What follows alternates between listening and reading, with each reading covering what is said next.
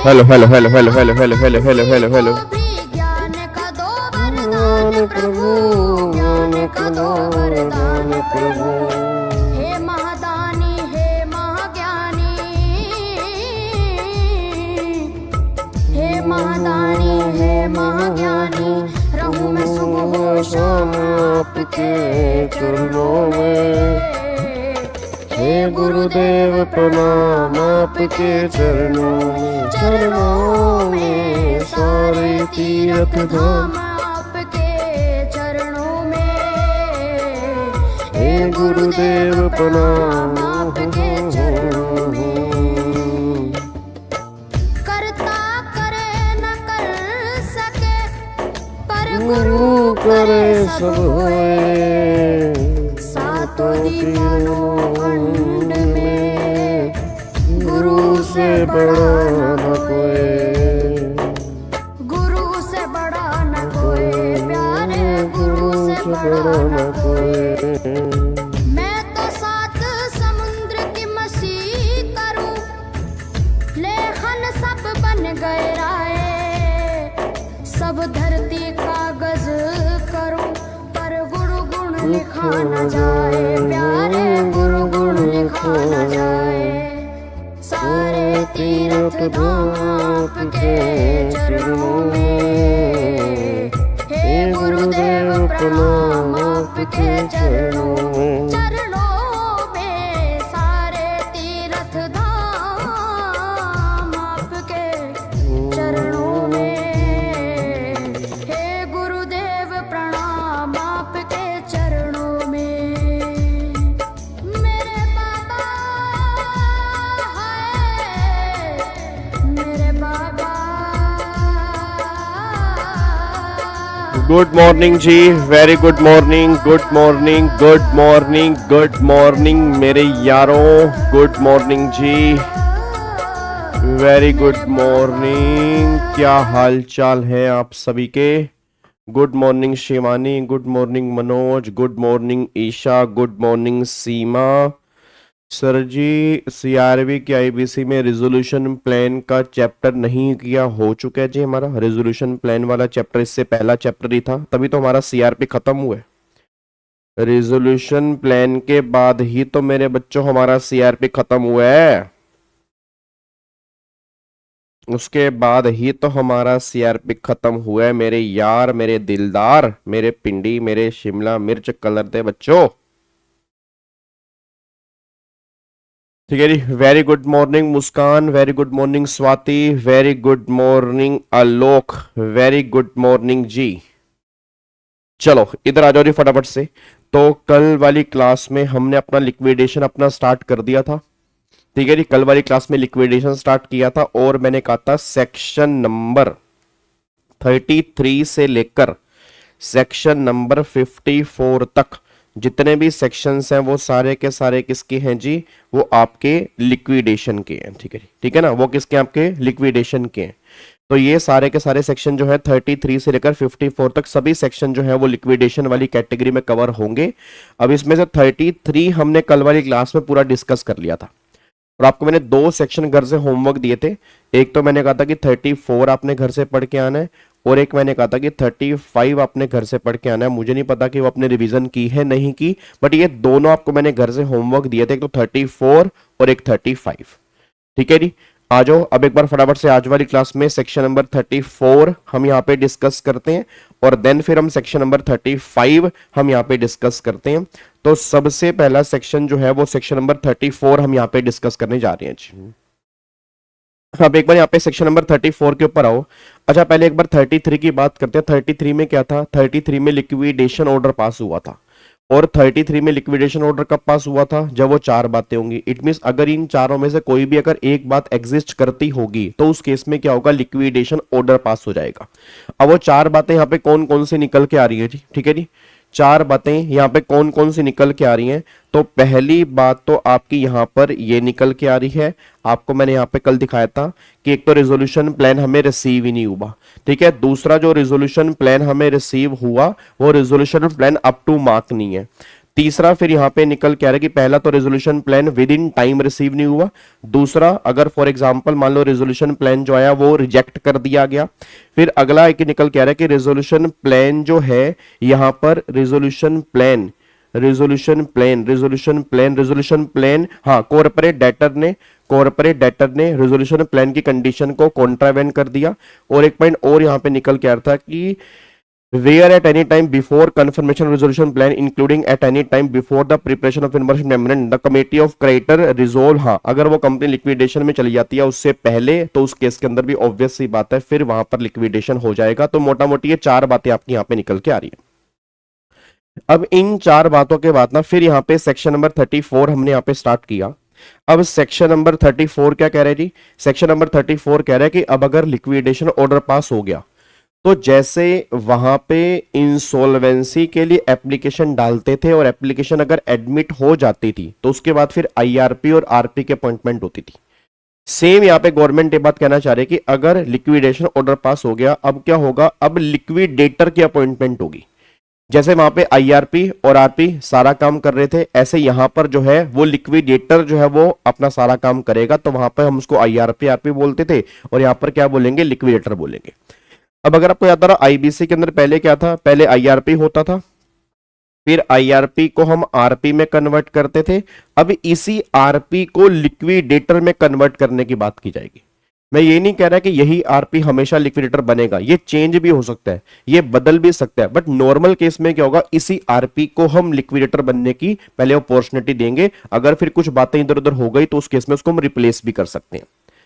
तो देखो 34 में क्या लिखा है, 34 कह रहा है section 34 of the code provide the appointment of liquidator and fees to be paid to him. कितनी फीस पे की जाएगी और अपॉइंटमेंट कैसे होगी वो सारी बातें 34 में। According to section number 5 clause number 18 of the code, liquidator का मतलब होता है, liquidator means an insolvency professional appointed as a liquidator in accordance with the provision of chapter 3, ठीक है, ऑफ चैप्टर और chapter 5 of this part as the case may be. अब यहां पे चेक करो, सबसे पहला 34(1) कहता है section 34(1) provide that where the adjudicating authority pass the order of liquidation under section 33 the resolution professional appointed for the corporate insolvency resolution process under chapter number 2 और for PPIRP under chapter number 3A shall subject to submission of a written consent by the resolution professional to the NCLT in specified form shall act as a liquidator for the purpose of liquidation unless replaced by the NCLT under subsection 4। क्या कहना चाह रहे हैं? हाँ जी, क्या कहना चाह रहे हैं? वो सिंपल से एक बात कहना चाह रहे हैं, कि भाई साहब जो 34(1) ये बात कह रहा है कि जो आपने आरपी की अपॉइंटमेंट की है, ठीक है जी, जो आपने आरपी की अपॉइंटमेंट की है वो ध्यान सुना, जो आपने आरपी की अपॉइंटमेंट की है, तो जो आपने आरपी की अपॉइंटमेंट किया उसी आरपी को हम लिक्विडेटर का नाम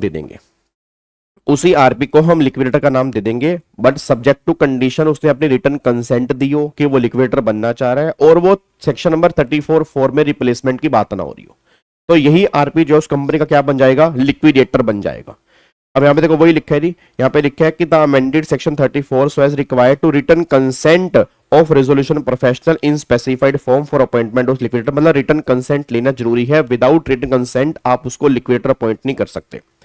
फिर पावर क्या होती है, सेक्शन 34(2) कहता है further provide that the appointment of liquidator under section 34 all power of board of director or KMP and partner of corporate debtor as the case may be shall cease to have effect and shall be vested in the liquidator। आपको लग नहीं रहा same बातें हम पढ़ रहे हैं? मतलब मेरे को ये फील आ रही है सेम बातें हम पढ़ रहे हैं जो हमने आईबीसी के अंदर पी थी कि जो बीओडी की, केएमपी की, पार्टनर्स की पावर होती है वो हमने आईआरपी को दे दी थी और फिर आईआरपी ने आगे जाके आरपी को दे दी थी। सेम बातें यहाँ पे निकल के रहेगी, ये पावर, इनकी पावर खत्म होगी और वो पावर जो है वो लिक्विडेटर के पास आ जाएगी। फिर सेक्शन 34(3) कहता है मैंडेट द पर्सनल, जो वहां पर काम करने वाले लोग हैं, of the corporate debtor shall extend all assistance and cooperation to the liquidator as the case may be in managing the affair of corporator and provision of section 19 shall apply in relation to voluntary liquidation process as they apply in relation to liquidation process with the substitution or reference to liquidator of reference of IRP. वही same कहना चाह रहे हैं जो तुमने वहां पे section number 19 पढ़ा, भाई जो तुमने वहां पे सेक्शन नंबर 19 पढ़ा ना उसको म्यूटेंडिस पढ़ लेना। मतलब जो तुमने वहां पे 19 पढ़ा उसको तुम मिटेंडिस मिटेंडिस पढ़ के चल लेना कि जो वहां पे लिखा है वही सेम यहाँ पे लिखा है, बस वहां पे आईआरपी जो लिखा है उस आईआरपी को लिक्विडेटर में कन्वर्ट कर लेना चाहिए, ठीक है ना। तो जो वहां पे आईआरपी लिखा है उस आईआरपी को तुम लिक्विडेटर में कन्वर्ट कर लेना, वो बस इतनी सी बात कहना चाह रहे हैं। बाकी सारी बातें सेक्शन नंबर 19 जो आईबीसी वाला था वो सेम यहाँ पे एप्लीकेबल हो जाएगा। अब अगर रिप्लेसमेंट करनी हो तो क्या होगा, अब यहाँ पे sub section 4 of section 34 make provision for the replacement of resolution professional according to sub section 4 NCLT shall, ठीक है, by order replace the resolution professional if. अब ये रेजोल्यूशन प्रोफेशनल रिप्लेस कब करेंगे, इफ पहला resolution plan submit by resolution professional under section 30 was rejected for failure to meet the requirement mentioned in subsection 2 of section 30। मतलब क्या है कि ये वही रेजोल्यूशन प्रोफेशनल है जिसने रेजोल्यूशन प्लान जमा करवाया था और उसमें 32 की रिक्वायरमेंट पूरी नहीं थी, तो फिर ये रेजोल्यूशन प्रोफेशनल तो सही नहीं है भाई। तो आगे कंपनी का लिक्विडेशन कैसे करेगा, क्योंकि इसके दिया हुआ प्लान ही रिजेक्ट हो गया, इसने उसको सही से वेरीफाई नहीं किया था, तो इसको हमें रिप्लेस करना पड़ सकता है। सेकंड, अगर बोर्ड को ही लगता है कि नहीं यार ये बंदा सही नहीं है, हमें दूसरा रेजोल्यूशन प्रोफेशनल चाहिए, अगर बोर्ड ही मतलब आईबीबीआई ही रिकमेंड कर दे कि इसको हमें रिप्लेस करना है तो रिप्लेस करना पड़ेगा। तीसरा क्या, resolution professional fail to submit written consent. मैं अपनी रिटन कंसेंट देने में ही फेल हो गया, मैंने अपनी रिटन कंसेंट दे ही नहीं कि मुझे लिक्विडेटर बनना है, तो उस केस के अंदर फिर यहां पे हो गया जी। तो फॉर द पर्पस ऑफ, ध्यान रखना, for the purpose of clause A and clause C of sub section 4। अच्छा, क्लोज बी की बात क्यों नहीं कर रहे, क्योंकि क्लोज बी में तो बोर्ड खुद ही रिकमेंड कर रहा है ना भाई, क्लोज बी में तो बोर्ड खुद ही रिकमेंड कर रहा है। क्या रिकमेंड कर रहा है, बोर्ड खुद ही, भैया बोर्ड खुद ही रिकमेंड कर रहा है कि इस बंदे को तुम यहां पे लिक्विडेटर बनाओ। तो जहां पे बोर्ड खुद कह रहा है वहां पे बात नहीं है, बट जहां पे बोर्ड नहीं कह रहा, बाकी दो केस है, द एनसीएलटी में direct board to propose the name of another insolvency professional to be appointed as liquidator. मतलब फिर वो बोर्ड को बोलेंगे, बोर्ड एक नाम मतलब अपना बताएगा कि हाँ इसको आप लिक्विडेटर अपॉइंट कर सकते हो या नहीं कर सकते। वही सिम्बा जैसे आईआरपी वाले केस में नहीं होता था, याद करो, फाइनेंशियल क्रेडिटर ने अगर आईआरपी, फाइनेंशियल क्रेडिटर तो आईआरपी का नाम बताता था, बट अगर ऑपरेशनल क्रेडिटर नहीं बताता था तो फिर बोर्ड के पास जाते थे, फिर बोर्ड रिकमेंड करता, 10 दिन में वो रिप्लाई करता था। वही सेम बात यहाँ पे। अब यहाँ पे दो केस लो आपको दिए हुए जी, अब ये दो केस लो यहाँ पे क्या कह रहे हैं, पहला केस लो कह रहा है in case of S Muthuraju versus commissioner of police and another, a group that is mob of unknown person that is hurled threat with weapons and did not allow the liquidator to enter the premise of corporate debtor and carry out his function. The Honorable NCLT directed Superintendent of Police to give adequate police protection to the liquidator to enable him perform the duty। मतलब वो simple सी बात यहाँ पे लिखी है, एक बिल्कुल simple सा केस लो है। वो कह रहा है भाई लिक्विडेटर को ना तुम एरा गैरा नथु खैरा मत समझना, लिक्विडेटर की जो हमने ड्यूटी लिखी है वो उसकी ड्यूटी है, उसको पूरा करने के लिए उसे कुछ भी करना पड़ सकता है। अब हुआ क्या, एक जगह लिक्विडेटर एसेट की रिकवरी करने के लिए गया होगा, मतलब कंपनी की एसेट किसी के पास होगी, वो रिकवरी करने के लिए गया होगा। सामने वाले बंदे गुंडे थे, उन्होंने बंदूक निकाल दी, उनको तक बंदूक ठोक देंगे, आजा तू मेरी यहाँ एसेट ले ले। तो फिर ये केस चला गया कि भैया मेरी पावर भी है या नहीं है, तो सुप्रीम को एनसीएलटी ने साफ साफ बोला पुलिस कमिश्नर को, हेलो भाई साहब, ओए जेड सिक्योरिटी प्रोवाइड करो, इसको पुलिस प्रोटेक्शन प्रोवाइड करो। लिक्विडेटर को कुछ होना नहीं चाहिए, एक तरह का एक गवर्नमेंट ऑफिसर ही है, इसके राइट्स हैं, इसके ड्यूटीज हैं, तो अगर इसकी जो जो ड्यूटी है उसको पूरा करने के लिए कुछ भी करना पड़े करेगा, आपको पुलिस प्रोटेक्शन प्रोवाइड करनी है। ये एनसीएलटी ने जजमेंट पास की है, तो कोई एरा गैरा ऑफिसर नहीं है, एक तरह का ये लगा लो कि एजेंट है कोर्ट का, कि भैया उसके बिहाफ पे से काम करना, अगर कुछ भी होगा तो रिस्पॉन्सिबिलिटी गवर्नमेंट की होगी। तो इस जजमेंट के अंदर बोला गया। एक जजमेंट और है, can COC challenge the appointment of liquidator after the liquidation order is pass by NCLT, answer is no. COC का तो कोई अब रोल ही नहीं है ना, सीओसी का तो अब कोई रोल ही नहीं है, सीओसी तो बात आती है इंसॉल्वेंसी में। अब लिक्विडेटर में सीओसी का कहां रोल आ गया भाई, सीओसी तो खत्म हो गई, रेजोल्यूशन प्लान अप्रूव नहीं हुआ, सीओसी खत्म। अब मतलब जो सीओसी के है वो नॉर्मल क्रेडिटर है, वो नॉर्मल क्रेडिटर है, वो एक तरह से नॉर्मल लेनदार है, यहां पर कोई सीओसी की बातें नहीं हो रही। तो सीओसी रिप्लेस नहीं कर सकता यहां पर लिक्विडेटर को एनसीएलटी की बजाय, ऐसा नहीं हो सकता। तो NCLAT held that after the liquidation order, the COC has no role to play and they are simply claimant. मतलब वो एक नॉर्मल क्रेडिटर की तरह क्लेम करने वाले हैं, whose matter are to be determined by liquidator and hence cannot move an application for its removal. बस ये पर ध्यान दो जी। क्या बात समझ में आ रही है जी?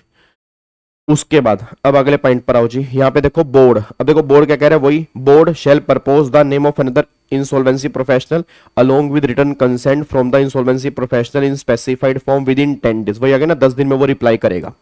फिर the adjudicating authority shall on receipt of proposal of board, फिर appointment of an insolvency professional as liquidator by order appoint such insolvency professional as the liquidator. मतलब फिर जो उस नाम उस बोर्ड ने प्रपोज किया है उसी को हम एज ए लिक्विडेटर जो है वो यहां पर अपॉइंट कर देंगे। बस ये पर ध्यान दो जी। ठीक है जी। अब यहां पे देखो ये आगे एक बार पहले ये देख लेते हैं। fee for conduct of liquidation proceeding section 34(8) provide the insolvency professional proposed to be appointed as liquidator shall charge such fees for the conduct of the liquidation proceeding and in such proportion to the value of liquidation estate asset as may be specified by board. The fee for conduct of liquidation proceeding under subsection 8 shall be paid to the liquidation from the proceed of liquidation estate under section 53. अब ये liquidation estate क्या है? section 36 हमारा liquidation estate का है। और liquidation estate कुछ भी नहीं है, लिक्विडेशन एस्टेट एक पूल कि उस कंपनी की जितनी भी एसेट्स है ना, अब उसका एक पूल बनेगा और उस पूल से हम रिकवरी करके जो पैसा आएगा उस पैसे को हम कैसे डिस्ट्रीब्यूट करेंगे, जैसा सेक्शन 53 में लिखा होगा। तो सेक्शन 53 जो है वो वाटरफॉल अरेंजमेंट का है। 53 जो है वो वाटरफॉल अरेंजमेंट का है, ये बात ध्यान देना चाहिए। क्या बात समझ में आ रही है? तो उसने बोला कि इसका पैसा जो है लिक्विडेशन कॉस्ट का पैसा कौन पे करेगा? लिक्विडेशन एस्टेट से जाएगा। कैसे जाएगा? जो 53 में लिखा है। 53 में क्या लिखा है? 53 वाटरफॉल अरेंजमेंट का है। उसमें एक सीक्वेंस लिखा है कि सबसे पहले किसको, फिर किसको, फिर किसको, फिर किसको पेमेंट करनी है, वो सारी बातें 53 में लिखी हैं। ठीक है जी। अब यहां पे आओ जी। अब यहां पे केस तो क्या दिया हुआ है देखो जी। The matter of replacing the resolution professional was considered by NCLAT in the matter of Devinder Padma Chand Jain versus State Bank of India. This case dealt with the appeal by the RP or RP किसका? Of VNR Infrastructure against the order of NCLT Hyderabad bench, removing him and appointing another liquidator. The NCLAT held that apart from the committee of creditor, the NCLT is also empowered to remove the RP. NCLT भाई COC के अलावा NCLT के पास भी power है RP को change करने की, but it should be for the reason, आपको रीजन देने पड़ेंगे, and in manner provided under the relevant section. In this case RP has failed to properly examine the resolution plan and has not stated the plan he submitted met all requirement of section 32. The NCLAT held that जो NCLT ने किया वो बिल्कुल perfect किया, उसमें कोई दिक्कत नहीं. मतलब यहां पर उसने अपील ये कर दी, यहां पर अपील ये कर दी कि आरपी ने अपील ये कर दी कि भैया एनसीएलटी को तो पावर नहीं है मुझे रिप्लेस करने की, सीओसी को पावर है. ये जजमेंट एनसीएलटी को भी पावर दे रही है, बट एनसीएलटी को रीजन देने पड़ेंगे कि उसने रिप्लेस क्यों किया. और रीजन क्या है कि आरपी ने वो 32 की रिक्वायरमेंट पूरी नहीं की थी. तो ये थोड़ा कि सीओसी की कमर्शियल विजडम है तो सीओसी का कुछ नहीं कर सकते, माना सीओसी की कमर्शियल विजडम है, बट अगर उसने रिक्वायरमेंट पूरी नहीं की, और ये बात तो वहां भी लिखी है कि जब 32 की रिक्वायरमेंट पूरी नहीं होती तो भैया रेजोल्यूशन प्लान माना ही नहीं जाता. और आपने उसके बिना आपने उसको कोई रेजोल्यूशन प्लान भी अप्रूव कर दिया और आरपी की रिप्लेसमेंट भी नहीं की. तो उसने वही बात यहां पे लिखी है, 32 की रिक्वायरमेंट सारी पूरी नहीं है तो NCLAT ने कहा NCLT has jurisdiction to remove the RP if it is not satisfied with its functioning with amount to non-compliance with section 32. वही बात यहां पे लिखी है कि 32 की कंप्लाइंस होना बहुत जरूरी है. अगर वो नहीं की होगी तो अगर सीओसी रिमूव नहीं कर रहा तो मैं रिमूव कर दूंगा. ये पावर NCLT को दी गई है, बस ये पर ध्यान दो. क्या बात समझ में आ रही है जी? तो ये हमारा सेक्शन नंबर 34 यहां पे निकल के आता है.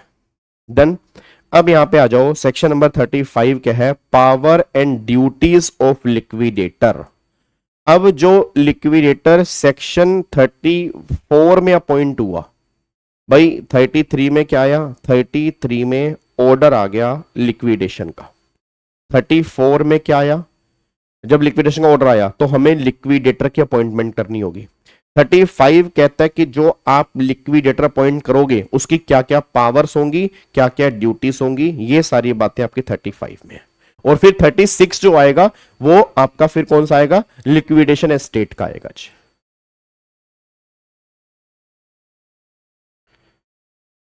यस वही यस, बट उसको रीजन देना पड़ेगा जी, उसको रीजन देना पड़ेगा। और रीजन यही हो कि 32 की रिक्वायरमेंट पूरी ना की हो जी।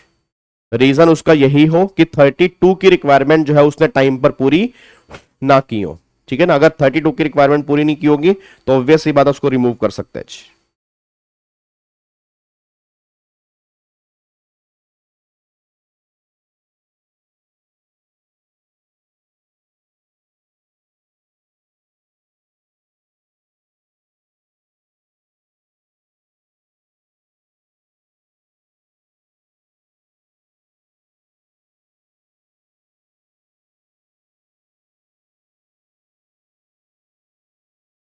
डन जी।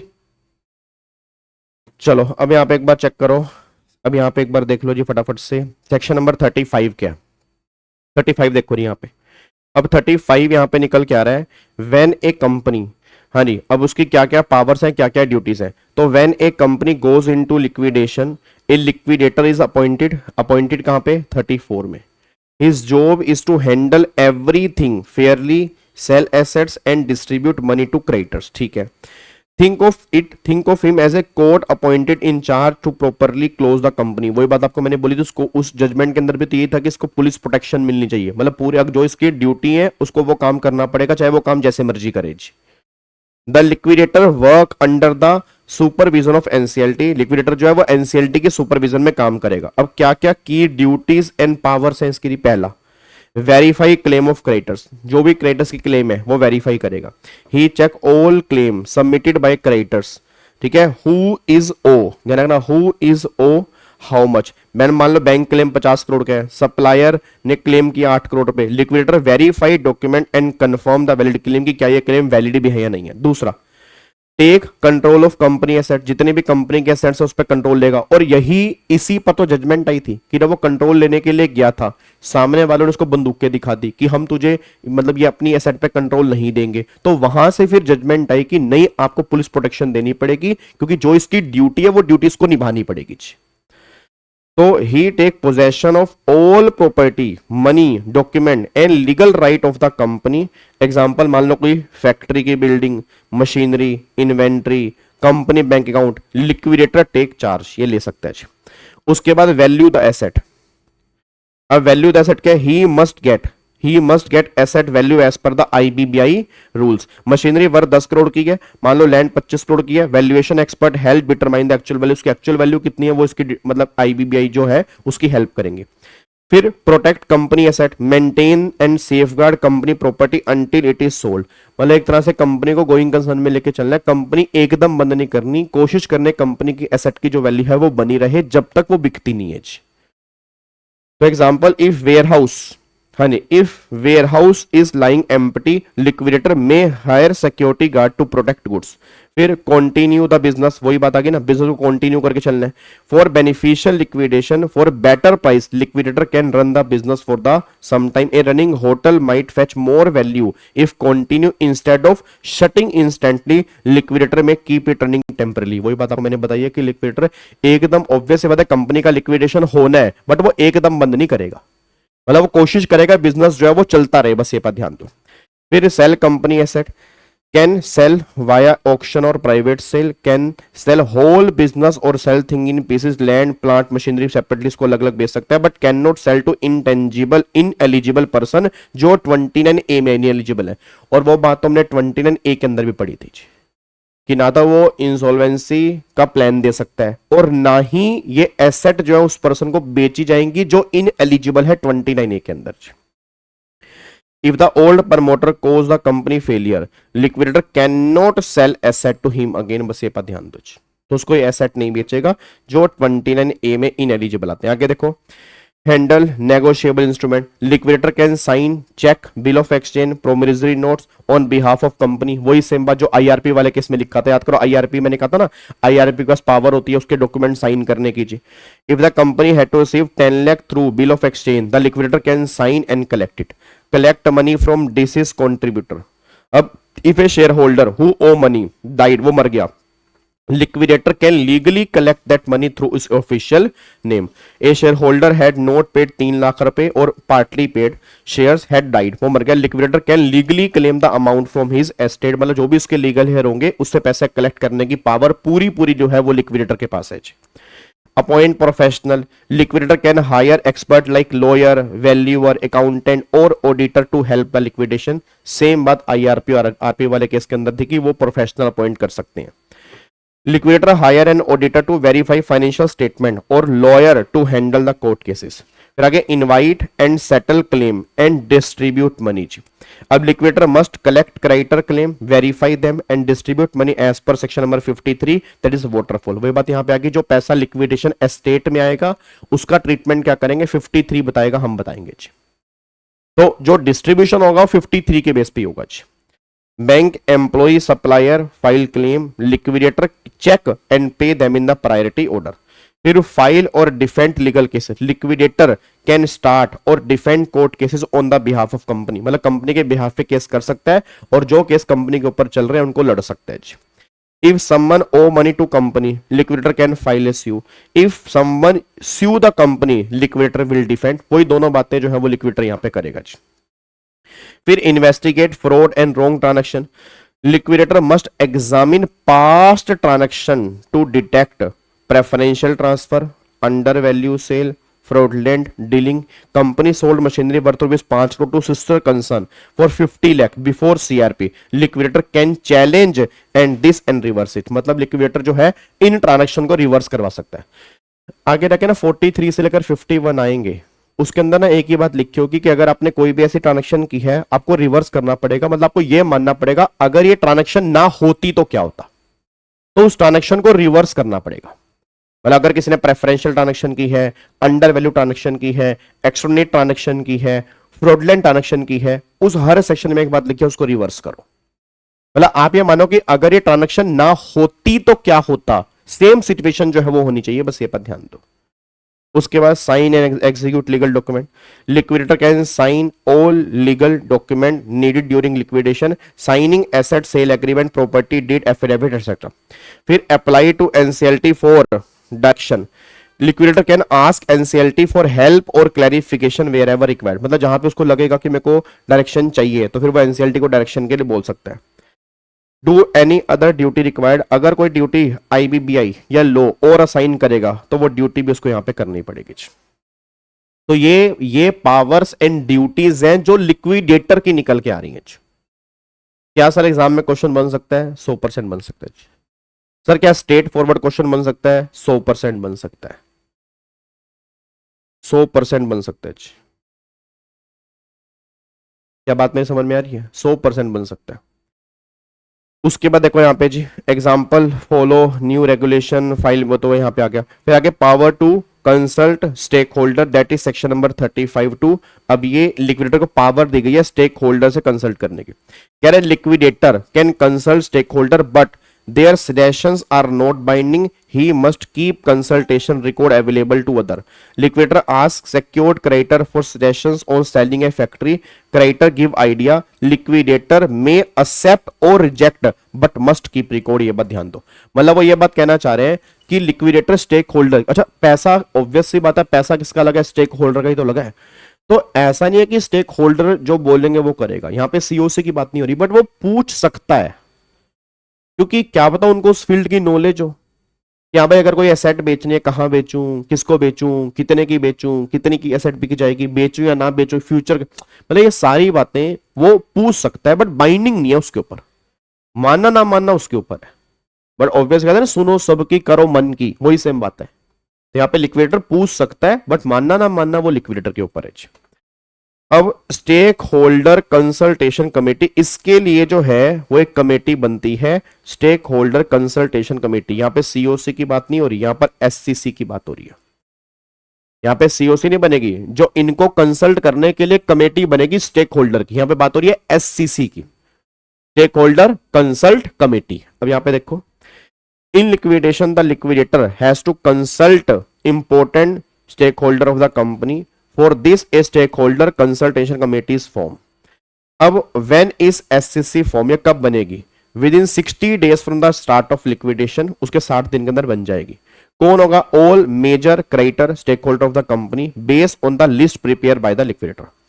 एग्जाम्पल, मान लो फाइनेंशियल क्रेडिटर हो गया, ऑपरेशनल क्रेडिटर हो गया, एम्प्लॉय एंड वर्कमैन हो गया, गवर्नमेंट हो गया, शेयर होल्डर हो गया। Sir sir sir sir but operational creditor तो सीओसी का पार्ट बन ही नहीं सकते। तो मैंने कब कहा ये सीओसी है?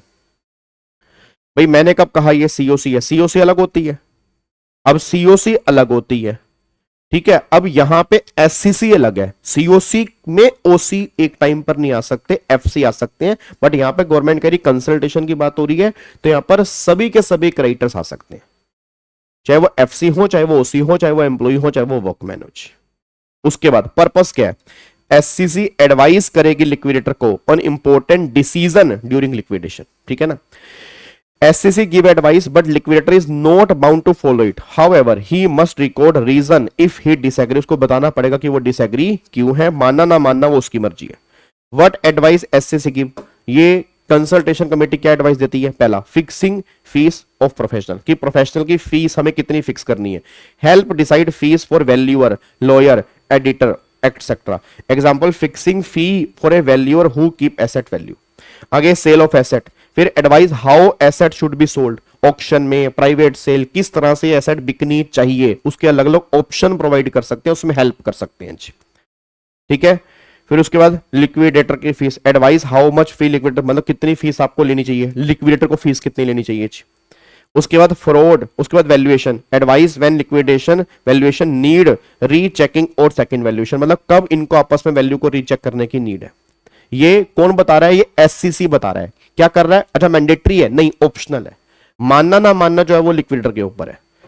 Fraud, wrong transaction recovery, advice whether to continue cases for fraudulent transaction, under value, preferential, wrongful trading. क्या ये ट्रांजैक्शन कंटिन्यू करनी चाहिए, नहीं करनी चाहिए?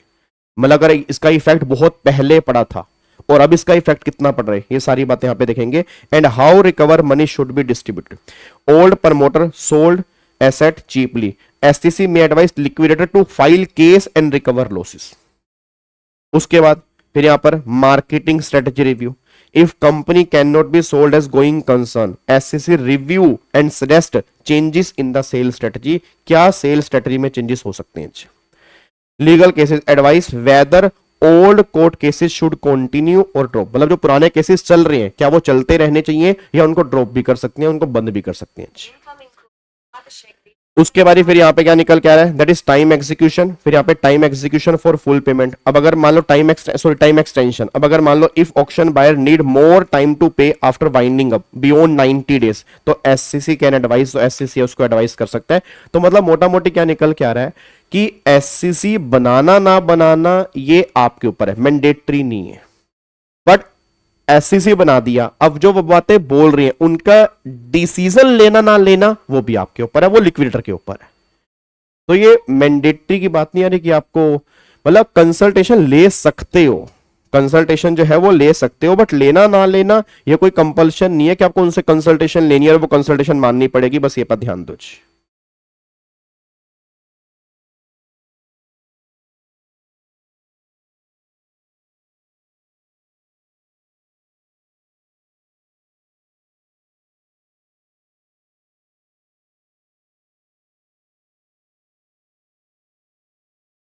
डन जी।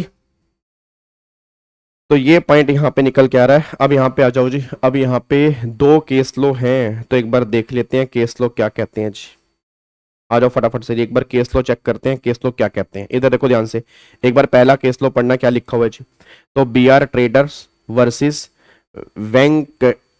वेंकटरमन राव भाई साहब नागार्जुन, 2019 की जजमेंट है जी, 2019 की जजमेंट है। NCLAT की जजमेंट है। What happened during liquidation, during liquidation someone complained that liquidator was not maintaining the company properly and the value of asset was dropping।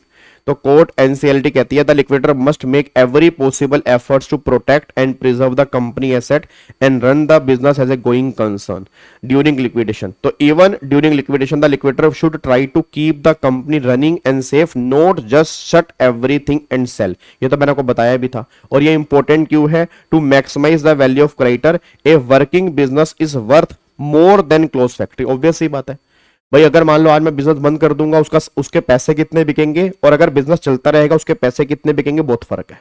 अगर बिजनेस चल रहा है तो सामने वाला बंदा उसके ज्यादा पैसे दे सकता है, बट अगर बिजनेस ही बंद हो गया तो वो कितने पैसे देगा। तो एनसीएलटी की ये जजमेंट, एनसीएलटी की जजमेंट ये बात कहती है कि लिक्विडेटर को कोशिश करनी है कि जितना हो सके ये कंपनी ऐसे गोइंग कंसर्न में चलती रहे जब तक पूरी एसेट्स नहीं बिकती, तो उसको आप चला के रखो। आपको एकदम बंद नहीं करना, मतलब शट डाउन नहीं करना। लिक्विडेशन डजंट मीन कि आप एकदम उसको बंद कर दोगे। उसके बाद सेकंड जजमेंट जो है एनसीएलटी की, what happened, the question was whether the liquidator must follow suggestion given by stakeholder consultation committee. ना, ये बात यहां पे नहीं आएगी जी, ठीक है। देखो यहां पे the liquidator has wide power under the IBC, the SCC can advice but he is not bound to follow. ये तो हमने ऊपर पढ़ भी लिया जी, ये तो हमने ऊपर पढ़ भी लिया, ये तो हमने ऊपर पढ़ भी लिया। सर इसमें एससीसी कंसल्टेशन कहां लिखा है?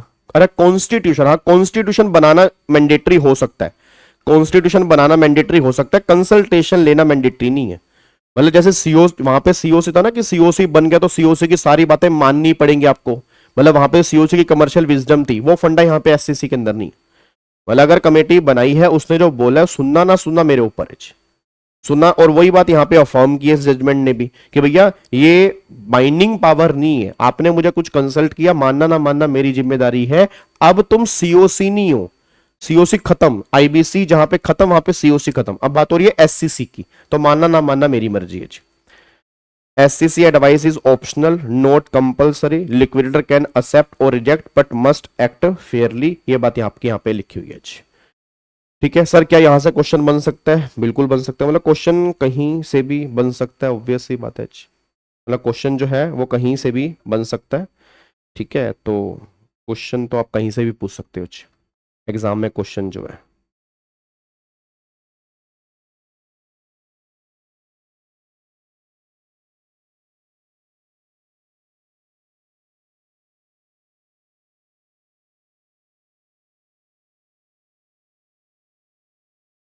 डन जी,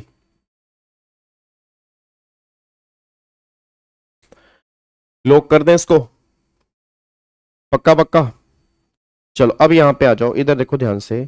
अब यहां पे एक सेक्शन जो है वो हमारा है सेक्शन नंबर 36। अब यहां पे है हमारा सेक्शन नंबर 36 जी। एससीसी बनाना भी ऑप्शनल है और उसकी रिकमेंडेशन भी रिकमेंडेशन ऑप्शनल है, रिकमेंडेशन जो उसकी ऑप्शनल है। कितने मार्क्स का वेटेज आएगा सीआईआरबी के पार्ट में? 5 या 10 नंबर ऑलमोस्ट, मतलब 5 से 10 नंबर का एक क्वेश्चन बन सकता है इसके अंदर जी, ठीक है। चलो अच्छा, बुक मेरे पास आईबीसी की समरी बुक मेरे पास ऑलमोस्ट आ गई है, ठीक है। तो उसका मैं एक बार कवर बनवा रहा हूँ, बस होपफुली आज या कल में उसकी मैं अनाउंसमेंट कर दूंगा। तो 225 पेज की वो बुक बनी है आईबीसी की, 140 मार्क्स की, मतलब पूरा 140 मार्क्स का आईबीसी जो है वो 225 पेज के अंदर मेरे पास आया है, 225 पेज के अंदर तैयार हुई है वो बुक।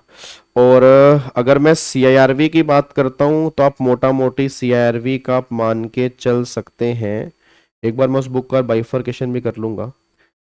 सीआईआरवी, सीआरवी अप्रोक्सीमेट आप मान लो सीआरवी के अंदर जो ये बुक बनेगी वो 100-125 पेज की बनेगी, मतलब 100-125 पेज के अंदर पूरा का पूरा आईबीसी हो जाएगा जी, सीआईआरवी वाला जी। तो देखते हैं एक बार, मैं उसके एक बार उसको मैं उसके ना दो दो बुक बना के, मतलब 2 बुक बना के दूंगा, 2 बुक बना के दूंगा, मतलब सीआरवी वाली अलग बनाऊंगा और उसकी मतलब अभी तो मेरे पास जो इलेक्ट टोटल वाली है वो टोटल जो है वो 225 पेज की बुक अब राउंड बन रही है जी। सर टेस्ट कब होगा? टेस्ट 1 या 2 दिन में प्लान करता हूँ। एक्चुअली मेरे को ना अभी टाइम नहीं मिल पा रहा, बहुत ज़्यादा खतरनाक वाला गंदा शेड्यूल चल रहा है। तो जैसे मेरे को टाइम मिलता है, आप इतने ऐसा करो ना, टेस्ट अगर आपको टेस्ट का है पहले करना है तो आप पास्ट ईयर क्वेश्चन देख लो। देखो जो मैंने टेस्ट में क्वेश्चन देने हैं वो पास्ट ईयर ही देने हैं। जो मैंने टेस्ट 1 दिया था ना उसमें भी सारे पास्ट ईयर क्वेश्चन थे। तो अब तुम एक काम कर सकते हो, जितने भी बच्चे सामने इस टाइम बैठे हैं, आप पिछले कितने अटेम्प्ट न्यू सिलेबस में कितने अटेम्प्ट हो गए प्रोफेशनल में? आई थिंक 4 हो गए ना, 4 अटेम्प्ट हो गए मेरे ख्याल से। 23 24 25, आई थिंक 3 या 4 अटेम्प्ट हो गए।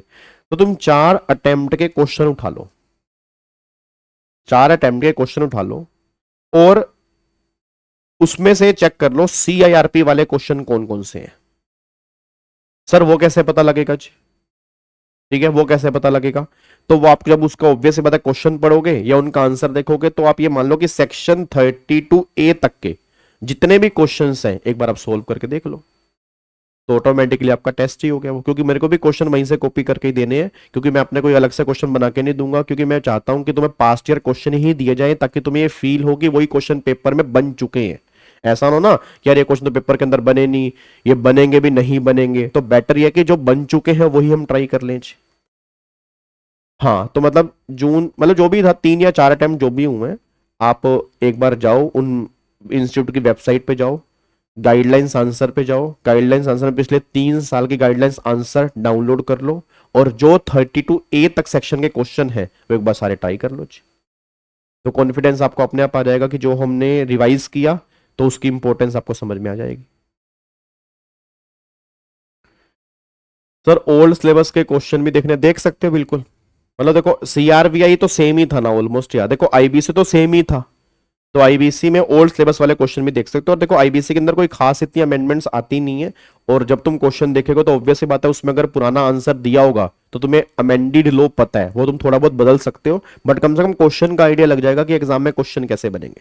और कोई बड़ी बात नहीं, जो ओल्ड सिलेबस के अंदर वो क्वेश्चन में बनाते थे क्या पता वो न्यू सिलेबस में डाल दें, और ये सोच के भी डाल सकते हैं कि न्यू सिलेबस वाला बच्चा ओल्ड के क्वेश्चन पेपर क्यों देखेगा।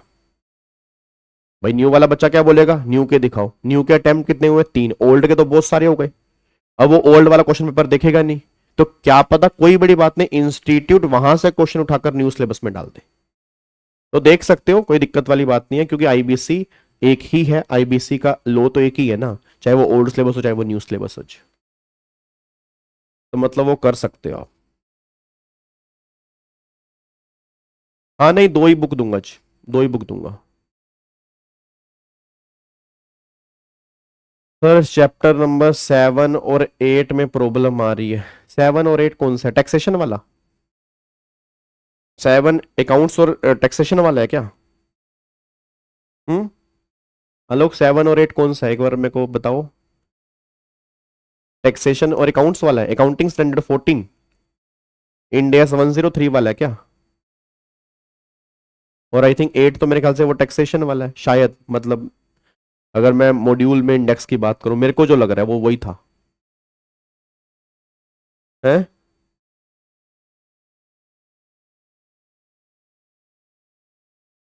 चलो इधर देखो ध्यान से जी, इधर देखो एक बार हम यहाँ पे, अब यहाँ पे आ जाओ एक बार, अब आ जाओ सेक्शन नंबर 30। हाँ टैक्स वाला ना, तो उसमें क्या प्रॉब्लम है नालायक? 8 CCI वाला है। CCI वाला तो यार मैंने उसको अपना GD सर को मैंने बोला था, 8 तो मैंने GD सर को बोला था मैंने। देखो टैक्सेशन वाला तो मैं तुम्हें रिवाइज करवा दूंगा, बाकी CCI के लिए मैं एक बार GD सर को बोल दूंगा कि उन्होंने भी वो रिवीजन क्लास यूट्यूब पे भी डाल देंगे, आप उसको देख लेना, क्योंकि CCI वाला इस बैच और लास्ट बैच के अंदर GD सर ने कराया था।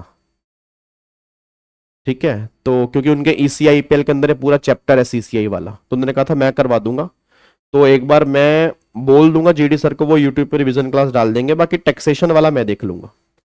ठीक है, टैक्सेशन वाले में कुछ खास है नहीं वैसे, और हर बार एक क्वेश्चन बनता है और वो बिल्कुल सिंपल ही चैप्टर है टैक्सेशन वाला, तो उसमें कोई दिक्कत नहीं है। तो हो सकेगा तो मैं एक क्लास 2 घंटे की लेके वो टैक्सेशन वाला तो मैं रिवाइज करा दूंगा। ठीक है, एक बार ऐसे IBC खत्म होगा ना उसके बाद प्लान कर लेंगे। PPIRP वाला मैंने यूट्यूब पे अपलोड कर दिया है, अनलिस्ट किया अभी। जब मैं छुट्टी लूंगा ना बीच में, मेरी 1 या 2 दिन की भी छुट्टी होगी, क्योंकि मेरे को पुणे जाना है 1 दिन के लिए और 1 दिन घर की शिफ्टिंग करनी है, तो मैं उसमें 2 काम करूंगा। एक तो मैं पीपीआईआरपी वाला डाल दूंगा यूट्यूब पे, वो देख लेना, और एक सेक्शन 53 वाटरफॉल अरेंजमेंट, वो भी मैंने यूट्यूब पे डिटेल में कराया हुआ है, तो वो भी डाल दूंगा। उसके अंदर मैंने क्वेश्चन भी कराए हैं प्रैक्टिकल, जैसे एग्जाम के अंदर बनते हैं, तो वो अकॉर्डिंगली उसके अंदर कवर हो जाएंगे। तो वो 2 लेक्चर आराम से जब मैं छुट्टी लूंगा तो वो आप देख सकते हो। तो पीपीआईआरपी वाला और एक आपका कौन सा, वाटरफॉल अरेंजमेंट वाला जी। सीआर की रिवीजन का भी मेरा कोई प्लान नहीं है, क्योंकि सीआर की रिवीजन ऑलरेडी यूट्यूब पे डली हुई है जी। सीआर की रिवीजन का एक आधा चैप्टर मैं देख सकता हूँ, ठीक है, तो वो मैं देख लूंगा। बाकी आईबीसी का मैंने आपसे कमिटमेंट किया था कि 140 मार्क्स की मैं रिवीजन कराऊंगा, तो वो पूरी करा दूंगा जी।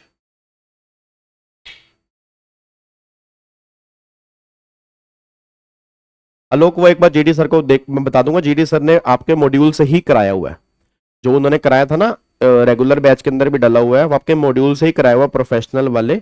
एक बार मैं उनको बोल दूंगा, वो प्रोफेशनल के बेस पे ही डालेंगे। लिमिट्स तो सेम ही होंगी ना, जो कंपटीशन की लिमिट्स हैं और आई थिंक उसमें एग्जामिशंस हैं, तो वो तो सेम ही होंगी। बाकी रेगुलेशंस अलग होंगे, क्योंकि आई थिंक एग्जीक्यूटिव में रेगुलेशन नहीं है, प्रोफेशनल में रेगुलेशन भी है जी।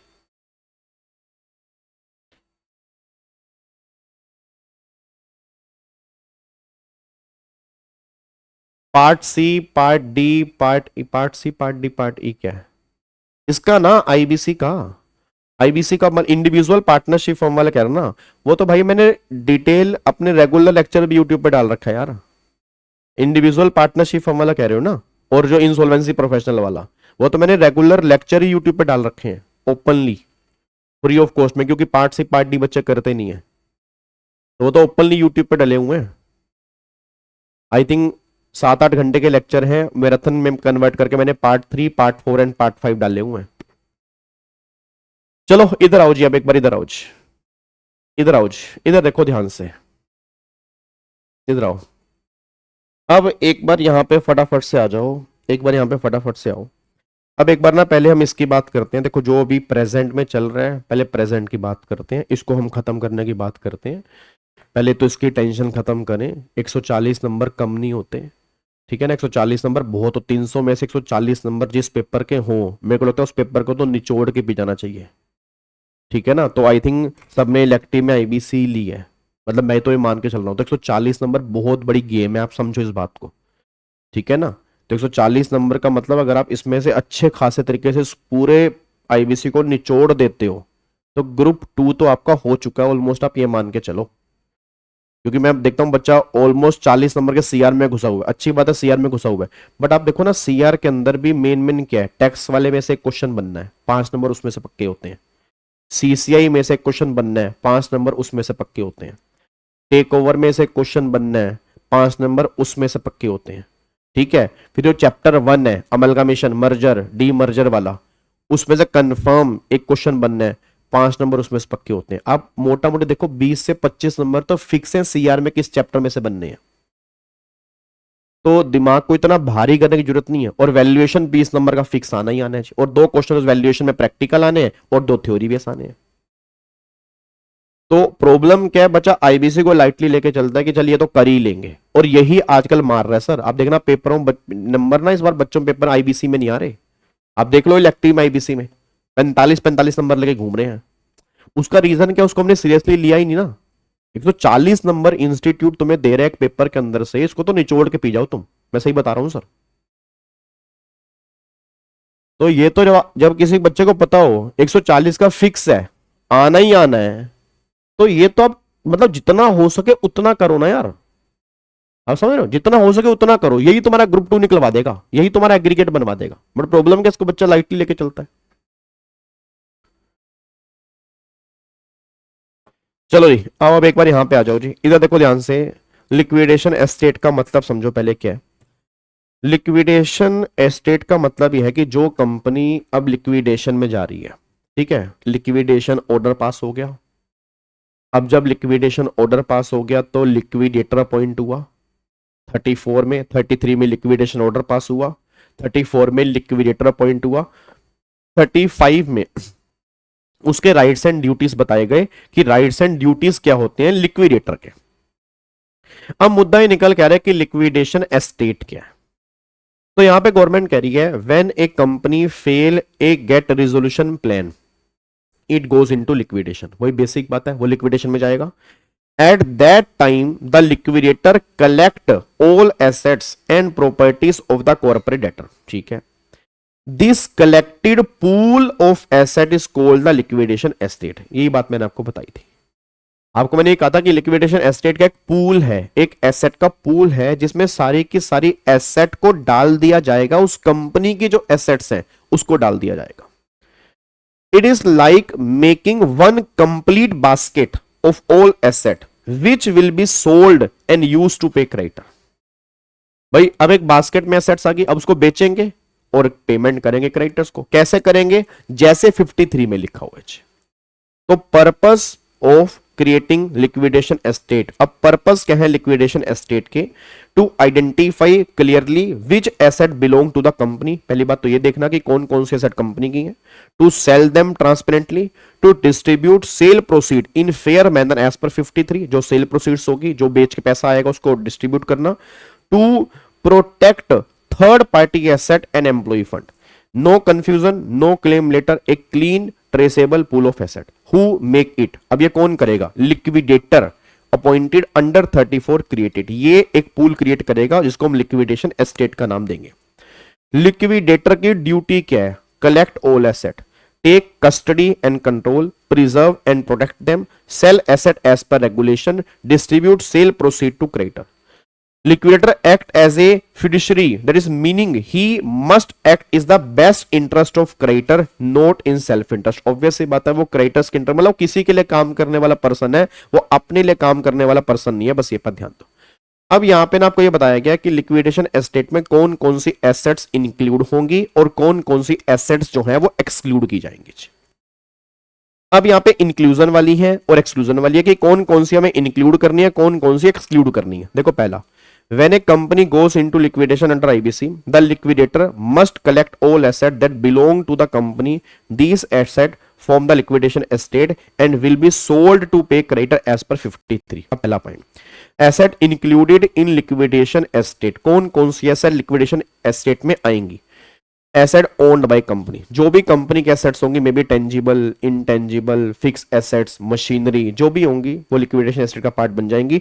Anything the corporate debtor legally owe, proof can be balance sheet, registry, information utility, demat, उससे हम प्रूफ पता लगा सकते हैं कि एसेट कंपनी का है या नहीं है, तो उसको हम पहले अपने कब्जे में ले लेंगे। चाहे फैक्ट्री की लैंड हो, मशीन हो, बैंक डिपॉजिट्स हो, कंपनी के व्हीकल्स हो, even shares of the company owe in other company are included, सब कुछ यहां पे आ जाएगा। अगले पहला, दूसरा पॉइंट क्या है? Asset even if not physically with the company, जो एसेट फिजिकली कंपनी के पास नहीं है, कंपनी ने किसी को दी हुई है। अब कंपनी ने किसी को दी है, वहां से कंपनी रेंट कमा रही है, किसी और के पोजीशन में है, बट है वो तुम्हारी, तो वो भी तुम कंट्रोल में ले लोगे। Company owe them, they are included even if someone is holding them under mortgage, lien etcetera, goods lying in a warehouse, machine given for repair, factory mortgage to a bank, तो ये incumbent जो assets होती हैं वो भी liquidation asset का part बन जाती हैं।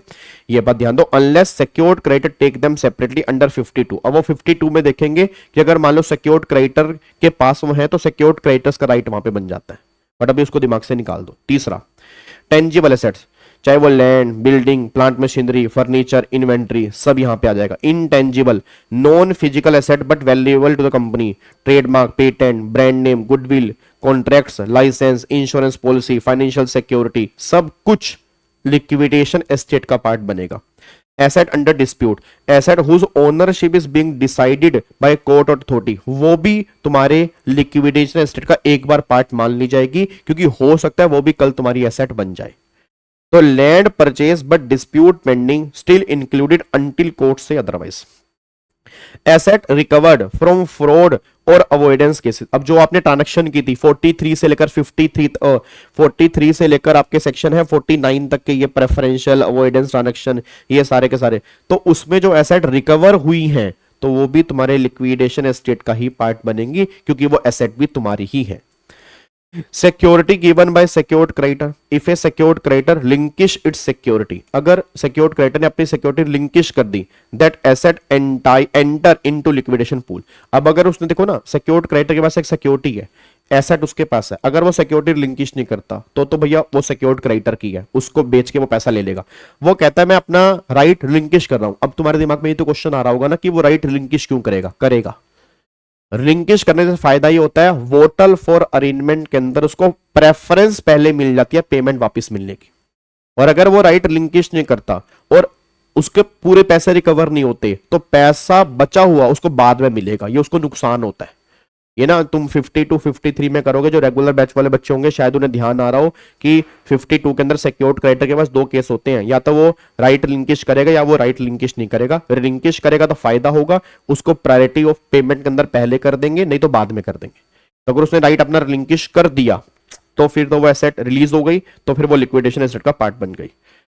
All asset vested in company at the liquidation start, anything owe by company on insolvency commencement date, तो वो सारा लिक्विडेशन का पार्ट बन जाएंगी। Sale proceed, whatever liquidator sale proceed become part of liquid. Obvious सी बात है, अगर कोई लिक्विडेटर ने एसेट बेची है तो वहां से जो प्रोसीड आई है तो वो लिक्विडेशन एस्टेट का ही पार्ट है।